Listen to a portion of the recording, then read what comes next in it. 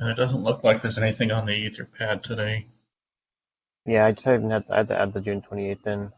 I was gonna see basically if there's anything from like the OpenStack team they wanted stuff, or it doesn't seem like any of those other teams have anything they wanted to talk about in here this week. Um, I don't think we should even do anything. Do you want to give an update on the compile Ceph ADM one? I know it's maybe user Sure. been here. Yeah, happy to do that. I was just looking at it. The E2E dashboard set 8 a.m. tests continue to fail, but I don't see how it's tied to any of these changes. I don't know if it's just that flaky or there's something very subtle going on. I can tell that the changes are working as far as compiling Ceph ADM because I do see the new log lines in the log output and it's exercising Ceph ADM. So I don't know if I should just keep rerunning it over and over again. You see, is Um, it failing the same way? I'm looking now and it looks like it failed the League and MDS service. yeah, so I don't think so. I think it is changing, but I haven't been keeping close track. Maybe I should start writing it down, kind of prove that the failures are kind of all over the place. There's really a bunch of tests failing here, a bunch of random ones. It failed making MDS. It failed deploying some OSDs.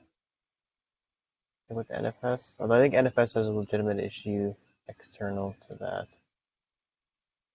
So it might fail anyway with NFS. There was actually a change in Ceph container um, just recently with NFS.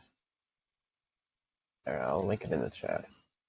Um, I think since then NFS has been a bit broken. So Oh, we had tautology tests failing there as well. So if it's just NFS stuff, I would say it's probably just that. Now the test might not be able to pass. Well, that's still broken. Um, so there are a bunch of other random ones failing. I don't know. I guess I don't know for sure because that has been very flaky past. So I okay. don't know for sure if it's related. There's so many different things failing. It's hard to say. Yeah, well, this PR has been going on for so long, and it's probably going to continue to go on for a while. So we may outlive the flakiness if they fix this container thing. Yeah, I wouldn't worry about it passing right now. Okay. Yeah, just basically get it working. So it seems like it's good, and then we'll probably test in tautology, and that'll be a better test. Um, Right. So I think that is the next step because everything else, I believe, is go back to the other tab. Yeah. So we had I think it was the Ceph API tests were also failing. I restarted that and then they pass now. So yeah. So the next step I think is to kind of get back to what Mike had originally indicated, some failing tests in Toothology, but as I don't have any hands-on experience with that yet, um, I'll be, you know, uh, looking for help. yeah, I can forward you the emails about it. You're probably gonna have to get like an account there. Riley Redowathy did this like a couple months ago. Riley, maybe it was longer than that now.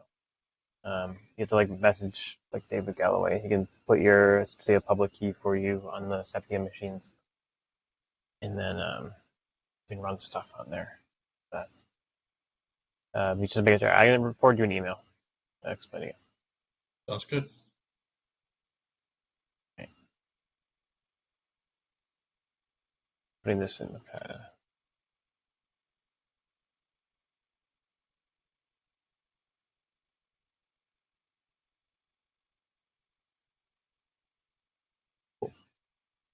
yeah, we'll try to start um, college testing that. See how it goes. Yeah. All right. Do I have anything that would be I did look over that stuff that the OpenStack team shared from last week about the NFS setup that they want to go for. Um, it doesn't look like anything super crazy is in there. It feels like just a matter of spending the time to implement it. I haven't had a chance to do any of that yet. Um, but I think it's actually not a super complicated setup. It seems like it's more just I think getting the keep live D standalone deployment will be the harder part, and that's not going to be too bad, I don't think. I think that'll all be okay. Probably some more on that when we actually get into it. There's like a PR open, but I think that'll be coming in the next few weeks. Be fine. Other than that, Redo, do you have any topics you want to talk about in the weekly? Anything related to your service discovery or your TLSS? Yeah, monitoring stack TLS stuff that should be brought up here.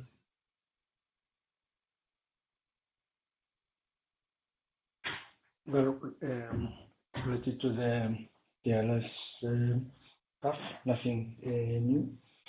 As I told you in the last weekly, Paul has been testing the changes and he gave me some feedback, but in general he didn't reported any like big issues or anything similar, so it seems good so far. In parallel, I was working on the monitoring on the security feature for the node monitoring stack, basically to enable security for all the Prometheus daemons. It's mostly ready. I did a lot of testing, and now basically it's done by waiting for the other PR to get through. So once this PR is merged, I will rebase all the changes on this PR, and we can start reviewing this PR and doing some testing. Maybe Paul can test it as well, since he has already the environment and he's familiar with the monitoring stuff. Besides that, I was working these days also to understand the consistent hashing and how can be introduced. But in parallel, I found that we use it to have already some kind of support of random distribution in Ceph EDM scheduler that was broken at some point. So right now I'm re-enabling it and trying to see how it performs on real, not real deployment, but kind of. And that's it from my side.